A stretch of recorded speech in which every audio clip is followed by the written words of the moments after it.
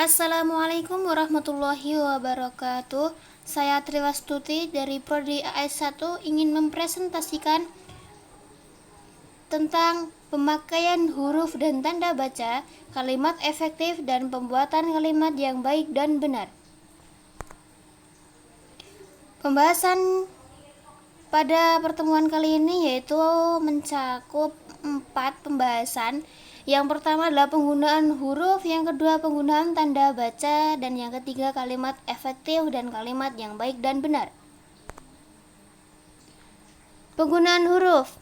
Yang pertama, huruf abjad. Dapat kita ketahui bahwa huruf abjad ada 26, yaitu A, B, C, D, E, F, G, H, I, J, K, L, M, N, O, P, Q, R, S, T, U, V, W, X, Y, Z. Huruf vokal. Huruf yang melambangkan vokal dalam bahasa Indonesia yang terdiri dari huruf A, I, U, E, dan O. Huruf konsonan. Huruf yang melambangkan konsonan dalam bahasa Indonesia yang terdiri atas semua huruf kecuali huruf vokal. Huruf diftong. Huruf diftong dalam bahasa Indonesia hanya ada ketika huruf vokal bertemu dengan huruf vokal lainnya. Huruf diftong sering juga disebut vokal rangkap. Hanya ada 4 bentuk huruf diftong, yakni au, ai, oi, dan ei. Kemudian huruf kapital. Kaidah dalam huruf kapital. A. Huruf kapital dipakai sebagai huruf pertama petikan langsung. Contoh nanti bisa dilihat di PowerPoint. Yang B. Huruf kapital dipakai sebagai huruf pertama dalam ungkapan yang berhubungan dengan nama Tuhan kitab suci termasuk kata ganti untuk Tuhan. C. Huruf kapital dipakai sebagai unsur pertama pada awal kalimat. D. Huruf kapital digunakan sebagai huruf pertama nama gelar kehormatan, keturunan, keagamaan yang diikuti nama orang. E. Huruf kapital digunakan sebagai huruf pertama unsur jabatan dan pangkat yang diikuti nama orang atau yang dipakai sebagai ganti nama orang tertentu, nama instansi, atau nama tempat. Nah, catatan, huruf kapital tidak dipakai sebagai unsur pertama nama jabatan dan pangkat jika tidak diikuti nama orang. Contoh, tahun ini dia pergi naik haji. Karena hajinya ini tidak diikuti dengan nama orang, maka penulisan haji huruf hanya tidak perlu menggunakan huruf kapital. Contoh lain, dia bekerja menjabat sebagai kepala desa. Nah, karena kepala desa ini tidak diikuti oleh nama orang, maka penulisan huruf K dan D tidak perlu menggunakan huruf kapital. Beda lagi kalau kepala desa kemudian diikuti nama orang, maka huruf K, D, serta nama orangnya itu, contoh saya ambil contoh, kepala desa Wakimin. Nah, maka penulisan huruf K, D, dan W itu menggunakan huruf kapital. Yang F, huruf kapital dipakai huruf pertama unsur nama orang. Jadi setiap penulisan nama orang, huruf pertamanya harus dan wajib menggunakan huruf kapital. Catatan, huruf kapital tidak dipakai sebagai huruf pertama seperti pada kata D, van, dan der, nama Belanda, von, nama Jerman, atau da, nama Portugal. Karena D, van, der, von, dan da itu bukan termasuk nama orang. Dalam nama orang tertentu, huruf kapital tidak dipakai untuk menuliskan huruf pertama kata bin atau binti. Contohnya sebagai berikut. Nah, jadi seperti yang tertera via Amanda binti Handayani, bintinya itu tidak ditulis menggunakan huruf kapital karena binti atau bin itu bukan termasuk nama orang. Yang G, huruf kapital dipakai sebagai huruf pertama nama bangsa, suku, dan bahasa. Contohnya sebagai berikut. Bangsa Eropa, B-nya kecil, E-nya kapital. Bahasa Indonesia, B-nya kecil, I-nya maksud saya B-nya huruf B biasa, kemudian E-nya Eropa, terus bahasa Indonesia, B-nya biasa, I-nya I kapital. Catatan, huruf kapital tidak dipakai sebagai huruf pertama nama bangsa, suku, dan bahasa yang dipakai sebagai bentuk dasar kata turunan. Contoh, mengindonesiakan kata asing. Nah, ini walaupun Indonesia ini termasuk nama bangsa, tapi karena telah mendapatkan imbuhan meng dan kan, maka i-nya ini tidak perlu menggunakan huruf kapital. Contoh lain ke Inggris-Inggrisan, ini juga tidak perlu menggunakan huruf kapital. Yang H, huruf kapital digunakan sebagai huruf pertama nama tahun, bulan, hari, dan hari raya. I, huruf kapital digunakan sebagai huruf pertama unsur-unsur nama peristiwa sejarah. Contohnya, kemerdekaan Republik Indonesia. Huruf K, R, dan I ditulis menggunakan huruf kapital. Catatan, huruf kapital tidak dipakai sebagai huruf pertama peristiwa sejarah yang tidak digunakan sebagai nama. Contohnya, perlombaan senjata membawa resiko pecahnya perang dunia. Nah, ini perang dunia ini cukup ditulis dengan huruf biasa. Soekarno dan Hatta memproklamasikan kemerdekaan bangsanya. Nah, memproklamasikan kemerdekaan ini tidak perlu ditulis menggunakan huruf kapital. Yang J, huruf kapital dipakai sebagai huruf pertama nama diri geografis. K, huruf kapital dipakai sebagai huruf pertama unsur-unsur nama geografi yang diikuti nama diri geografi. Contohnya, Bukit Tinggi, Gunung Semeru, Selat Lombok, Tanjung Harapan, Jalan Diponegoro. Nah, itu setiap awal kata itu menggunakan huruf kapital. Catatan, huruf kapital tidak dipakai sebagai huruf pertama istilah geografi yang tidak menjadi unsur nama diri. L, huruf kapital dipakai sebagai huruf pertama nama diri atau nama diri geografi jika kata yang mendahuluinya menggambarkan kekhasan budaya. Contoh, ukiran Jepara, tari Melayu. Catatan, huruf kapital tidak dipakai sebagai huruf pertama nama geografi yang digunakan sebagai nama jenis. Contohnya, kunci Inggris, gula Jawa, pisang Ambon, masakan Padang, kacang Bogor. Karena itu bukan termasuk huruf pertama nama geografi yang digunakan sebagai nama jenis, bukan termasuk nama jenis ya, itu maka Inggris, Jawa, Ambon, Padang, Bogor itu tidak perlu menggunakan huruf kapital. M, huruf kapital dipakai sebagai huruf pertama semua unsur nama negara, lembaga pemerintah, dan ketatanegaraan serta nama dokumen resmi kecuali kata-kata dan. Contohnya bisa dilihat di layar PowerPoint tersebut. Catatan, huruf kapital tidak dipakai sebagai huruf pertama kata yang bukan nama negara, lembaga pemerintah, dan ketatanegaraan, badan, serta nama dokumen resmi. N, huruf kapital dipakai sebagai huruf pertama setiap unsur bentuk kata ulang sempurna yang terdapat pada nama badan, lembaga pemerintah, dan ketatanegaraan, serta dokumen resmi.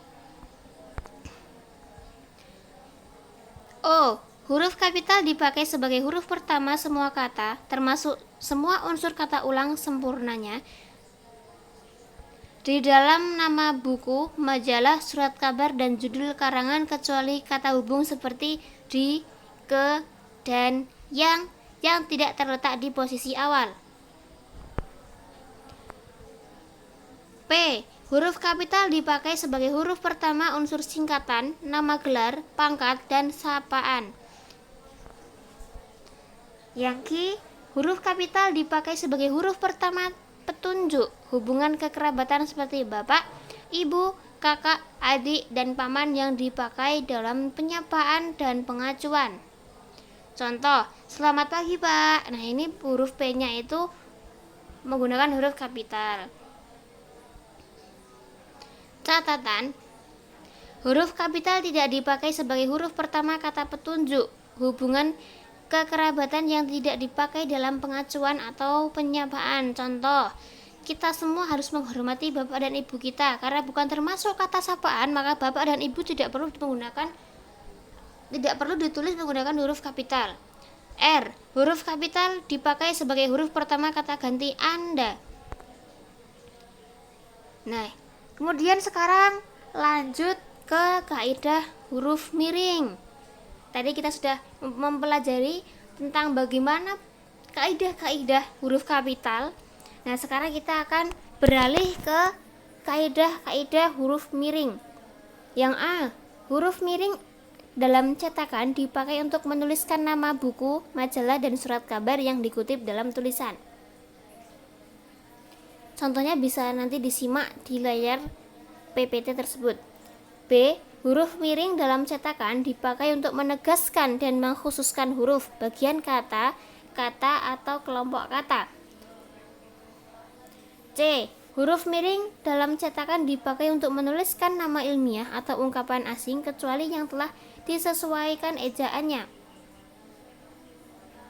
Contohnya, nama ilmiah buah manggis ialah Carcinia mongostama. Politik divide et impera pernah merajalela di negeri ini. Nah, sekarang kita akan beralih ke penggunaan tanda baca. Tadi kita sudah mempelajari tentang penggunaan huruf, di mana ada banyak sekali, ada huruf vokal, diftong, konsonan, huruf abjad, huruf kapital, dan huruf miring. Sekarang kita akan mempelajari tentang penggunaan tanda baca. Yang pertama adalah tanda titik.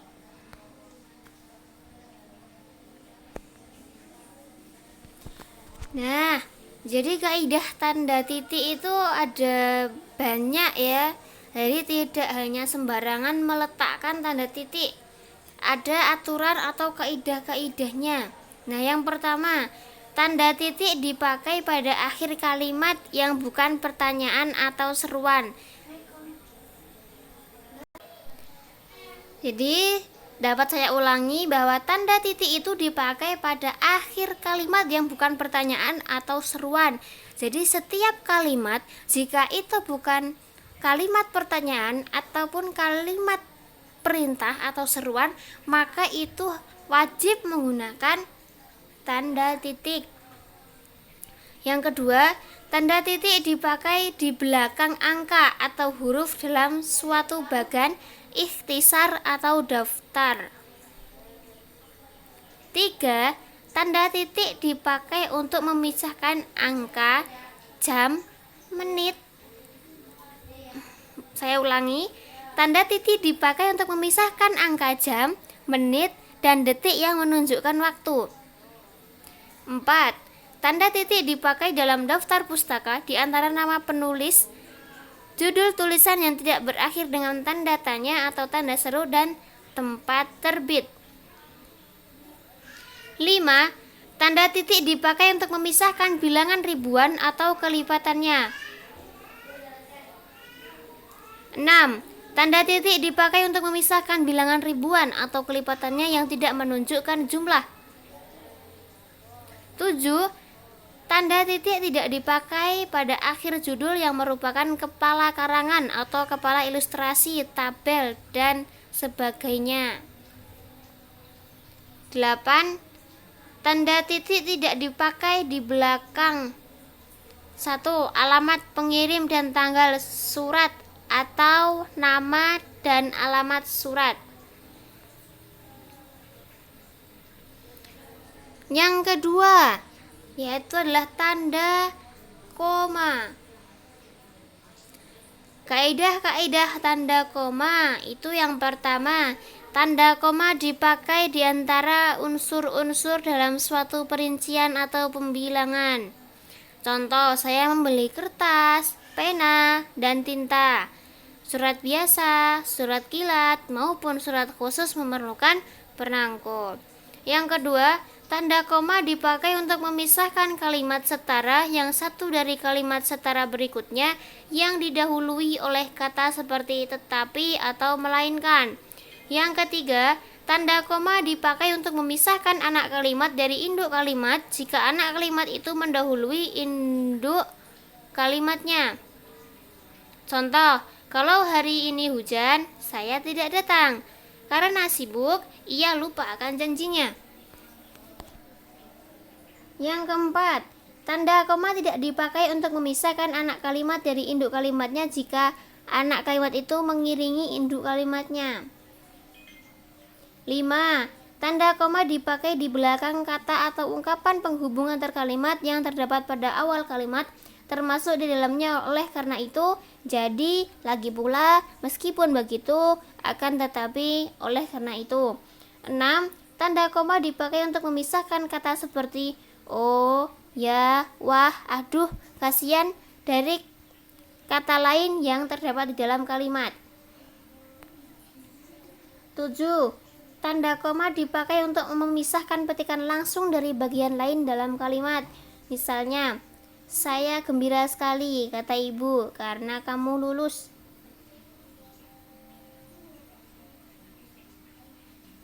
8. Tanda koma dipakai di antara nama dan alamat, bagian-bagian alamat, tempat dan tanggal, dan nama tempat dan wilayah atau negeri yang ditulis berurutan.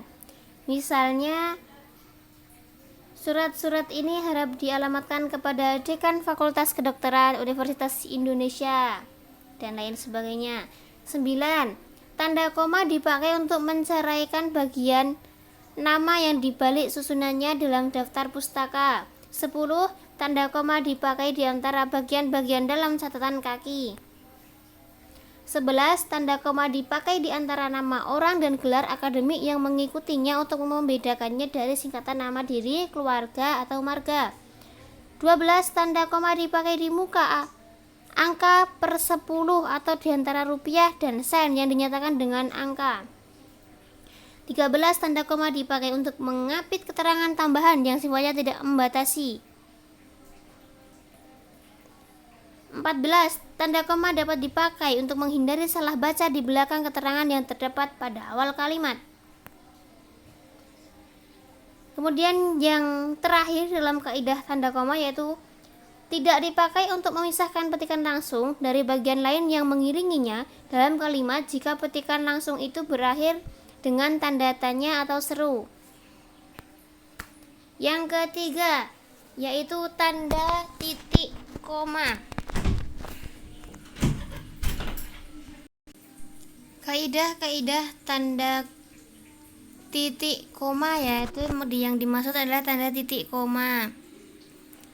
Jadi yang pertama yaitu kaidah tanda titik koma yang pertama dapat dipakai sebagai pengganti kata penghubung untuk memisahkan kalimat setara yang satu dengan kalimat setara yang lain di dalam kalimat majmuk. 2. Tanda titik koma dipakai pada akhir perincian yang berupa klausa. Contoh bisa dilihat nanti di layar PowerPoint tersebut. Yang ketiga, tanda titik koma dipakai untuk memisahkan bagian-bagian pemerincian dalam kalimat yang sudah menggunakan tanda koma. Yang keempat, yaitu adalah tanda tanya. Kaidah tanda tanya yang pertama, tanda tanya dipakai pada akhir kalimat tanya. Yang kedua, tanda tanya dipakai dalam tanda kurung untuk menyatakan bagian kalimat yang disangsikan atau yang kurang dapat membuktikan kebenarannya. Kemudian yang kelima adalah tanda seru. Kaidah tanda seru. Tanda seru dipakai untuk mengakhiri ungkapan atau pernyataan yang berupa seruan atau perintah yang menggambarkan kesungguhan, ketidakpercayaan, atau emosi yang kuat. Yang keenam adalah tanda petik. Kaidah-kaidah tanda petik yang pertama, tanda petik dipakai untuk menggapit petikan langsung yang berasal dari pembicaraan, naskah, atau bahan tertulis lain. 2. Tanda petik dipakai untuk menggapit judul, sajak, lagu, film, sinetron, artikel, naskah, atau bab buku yang dipakai dalam kalimat.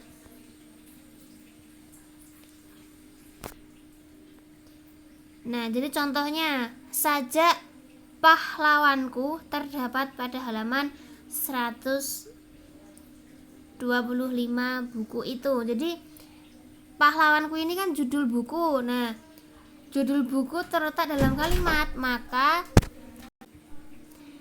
Saya ulangi, karena pahlawanku ini termasuk judul buku yang terletak dalam kalimat, maka harus diberi tanda petik dalam kata pahlawanku. Kemudian yang ketiga adalah tanda petik dipakai untuk menggapit istilah ilmiah yang kurang dikenal atau kata yang mempunyai arti khusus. Misal, tetikus, komputer ini sudah tidak berfungsi. Dilarang memberikan amplop kepada petugas. Yang ketujuh adalah tanda kurung.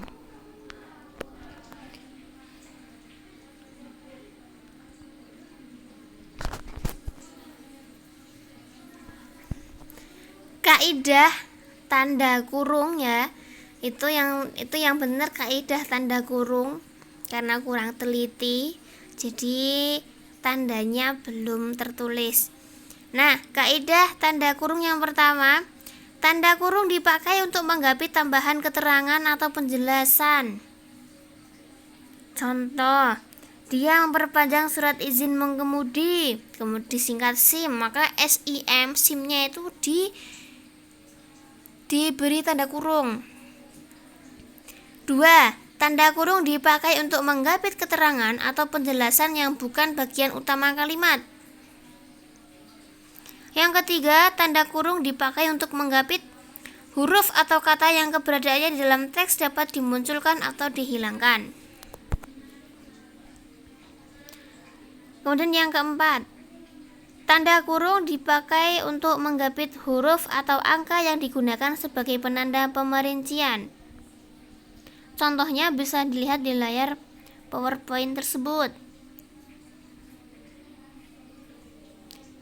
Jadi, ada kalimat dia harus melengkapi berkas lamarannya dengan melampirkan A.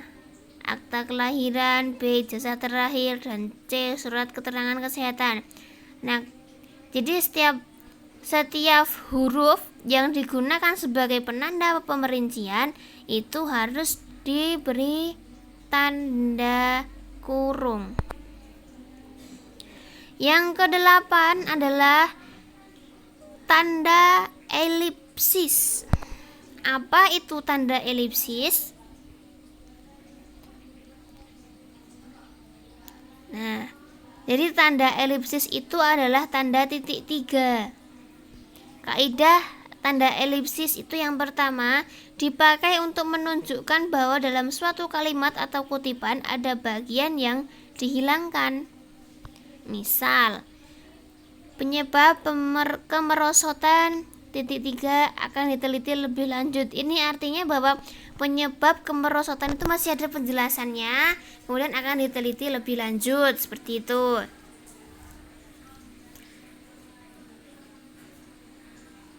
Kemudian dalam Undang-Undang Dasar 1945 disebutkan bahwa bahasa negara ialah titik 3, berarti masih ada lanjutannya apa. Kemudian ada tanda elipsis lain lubuk lain ikannya, berarti sebelum kalimat itu ada kalimat lain.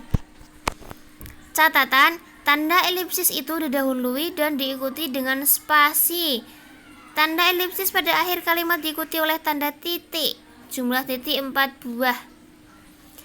2. Tanda elipsis dipakai untuk menulis ujaran yang tidak selesai dalam dialog. Misalnya, menurut saya seperti bagaimana, Bu? Jadi simpulannya, oh, sudah saatnya istirahat, seperti itu. Catatan, tanda elipsis itu didahului dan diikuti dengan spasi. Tanda elipsis pada akhir kalimat diikuti oleh tanda titik. Jadi sama yang pertama tadi ya. Kemudian yang ke-9 adalah tanda hubung.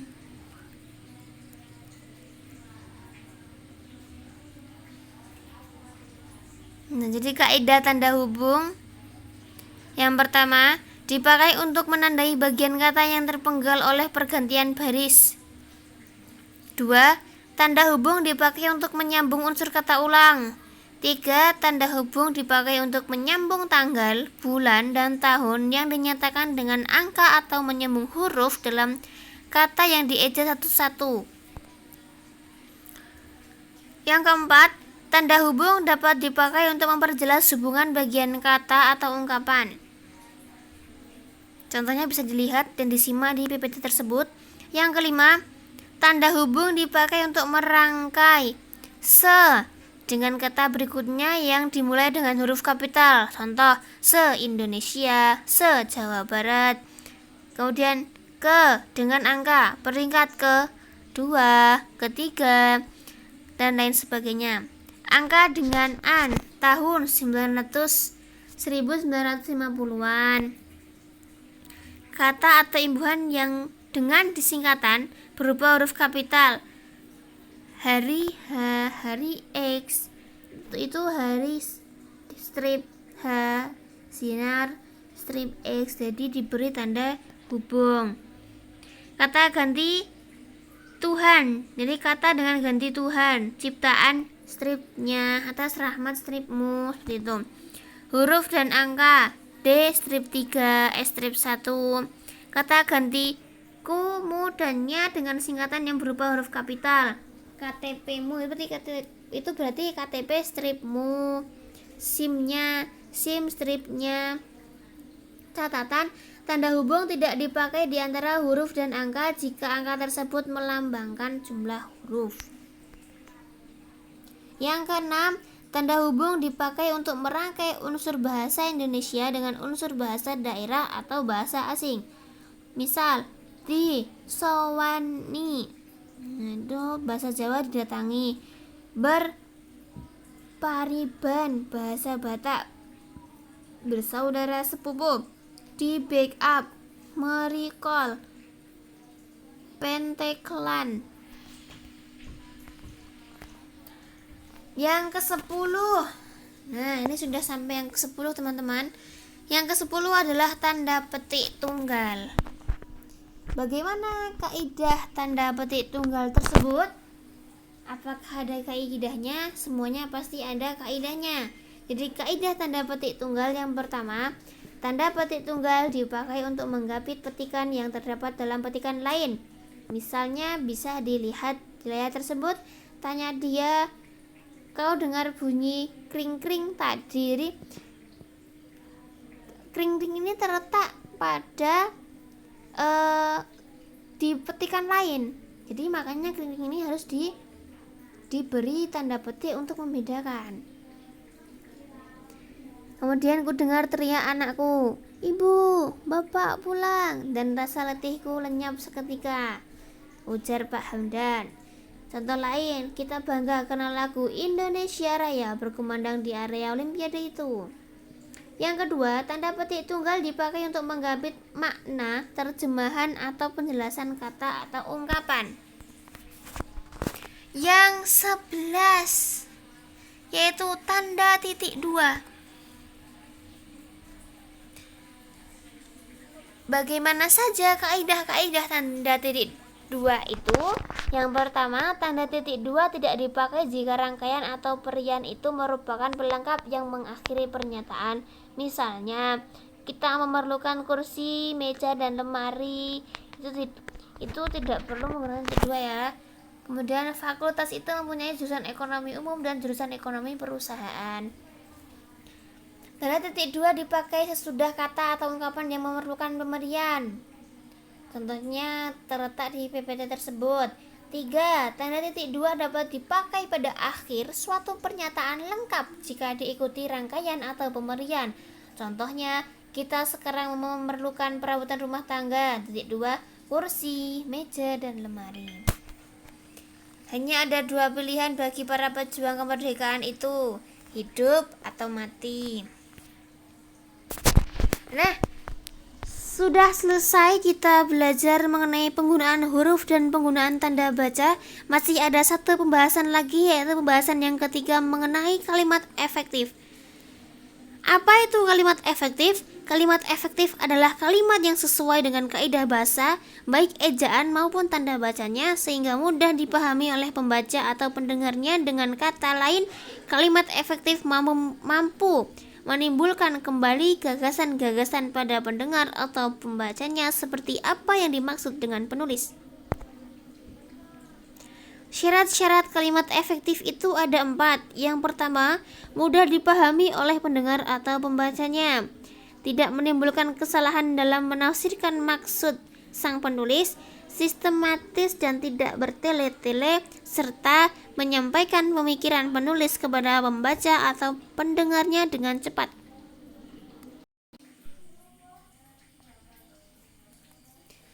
Ciri-ciri kalimat efektif. 1.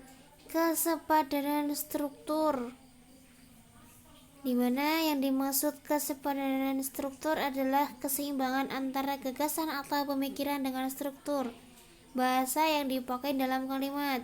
2. Kehematan kata. Kalimat efektif tidak menggunakan kata-kata atau frasa yang tidak perlu digunakan. 3. Kecermatan. Yang dimaksud dengan kecermatan adalah cermat dan tepat dalam memilih kata sehingga tidak menimbulkan keracunan atau makna garis. Yang keempat adalah ketegasan. Ketegasan atau penekanan ialah suatu perlakuan penonjolan terhadap ide pokok dari kalimat. Yang kelima yaitu kepaduan. Kalimat efektif memiliki kepaduan pernyataan sehingga informasi yang disampaikan tidak terpecah-pecah. Dan yang terakhir adalah kelogisan. Yang dimaksud dengan kelogisan adalah ide yang ada dalam kalimat itu dapat diterima atau dimengerti oleh akal dan sesuai kaidah EBI. Nah, itu tadi Bu Khiaroh presentasi bahasa Indonesia mengenai penggunaan huruf, tanda baca, dan kalimat efektif serta pembuatan kalimat yang baik dan benar. Pada umumnya pembuatan kalimat yang baik dan benar yaitu harus sesuai dengan EYD dan ciri-cirinya sama dengan kalimat efektif. Kalimat yang benar dan tepat itu adalah kalimatnya itu efektif dan ciri-cirinya sudah disebutkan di ciri-ciri kalimat efektif. Mungkin cukup itu yang dapat saya presentasikan kali ini. Ada kurangnya mungkin nanti bisa dikoreksi oleh Ibu Khiaroh. Sekian, akhirul kalam. Wassalamualaikum warahmatullahi wabarakatuh.